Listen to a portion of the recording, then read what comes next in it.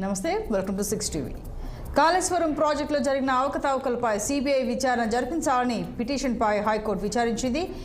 ఇప్పటికే కాళేశ్వరం ప్రాజెక్టులో జరిగిన అవకతవకలపై జ్యుడిషియల్ విచారణ వేశామని కోర్టుకు తెలిపింది ప్రభుత్వం. సిబిఐతో విచారణ జరిపించాలని హైకోర్టును కోరారు పిటిషనర్స్. తదుపరి విచారణను వచ్చే వారానికి వాయిదా వేసింది హైకోర్టు.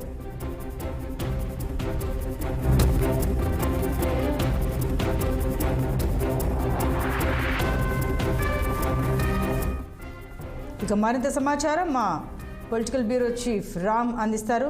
రామ్, చెప్పండి. లిక్కర్ స్కామ్ పుణ్యమా అని కాళేశ్వరం కాస్త డైవర్ట్ అయిపోయినట్టుగా అనిపించింది. అయితే ఇప్పుడు మళ్ళీ తెరపైకి కాళేశ్వరం కాన్సెప్ట్ వచ్చింది. మరి తాజాగా ఈ పిటిషన్లు, వాయిదాలు, వివరాలు ఏంటి?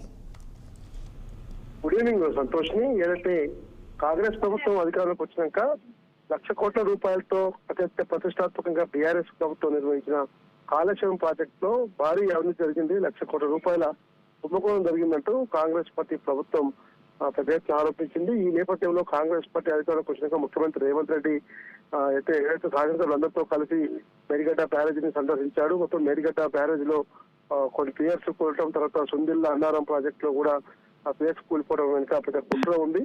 అంత భారీ అవినీతి జరిగింది కాబట్టి నిర్మాణం సరిగ్గా లేదు, అసలు ప్రాజెక్టు మొత్తానికే ప్రమాదం ఉందని చెప్పి పార్టీ తిప్పికొట్టేప్పటికీ చిన్న చిన్న కారణాలు చెప్పి రైతులకు నీళ్ళు ఇవ్వకుండా, తాగునీరు ఇవ్వకుండా కాంగ్రెస్ పార్టీ ప్రభుత్వం కుట్రలు చేస్తూ చెప్పి బీఆర్ఎస్ ప్రధాన ప్రతిపక్షమైన బీఆర్ఎస్ ఆరోపిస్తుంది. ఈ నేపథ్యంలో దీనిపైన సిబిఐ చేత విచారణ జరిపించాలని చెప్పి హైకోర్టులో పలువురు పిటిషన్లు వేశారు. కాంగ్రెస్ పార్టీ సీనియర్ నేత ఉపాధ్యక్షుడు నిరంజన్, అదేవిధంగా సీనియర్ అడ్వకేట్ చిక్కుడు ప్రభాకర్ తో పాటు ప్రజాశాంతి పార్టీ అధ్యక్షుడు కేఏ పాల్, ఈ ముగ్గురు కూడా కాళేశ్వరం ప్రాజెక్టు జరిగిన అవకతవకలపై సిబిఐ చేత విచారణ జరిపించేలా హైకోర్టు ప్రభుత్వాన్ని ఆదేశించాలని చెప్పి చేసింది. ఈ నేపథ్యంలోనే ఈ రోజు విచారణ జరిపిన పిటిషన్ స్వీకరించిన హైకోర్టు వచ్చే వారానికి వాయిదా వేసింది. దీనిపైన ఇప్పటికే కేంద్ర ప్రభుత్వ పరిధిలోని సిడబ్ల్యూసి మాజీ చైర్మన్ అయ్యర్ ఏదైతే ఆధ్వర్యంలో నిపుణుల కమిటీ వేశారు. వాళ్ళు ఇప్పటికే 2-3 సార్లు విజిట్ చేసి ప్రాజెక్టును సందర్శించారు. హైదరాబాద్ లో కూడా జలసౌధలో సంబంధిత జలవనరుల శాఖ అధికారులతో సమీక్ష సమావేశాలు జరిపారు. ప్రభుత్వంతో కూడా తాగునీటి పారుదల శాఖ మంత్రి ఉత్తమ్ కుమార్ ఆధ్వర్యంలో కూడా చెప్పారు. అయితే ఇప్పటికే దీనిపైన ఖచ్చితంగా నిజాలు తేల్చాలి, ఎట్టి పరిస్థితుల్లో ఆ కుంభకోణాన్ని బయటకు తీయాలి.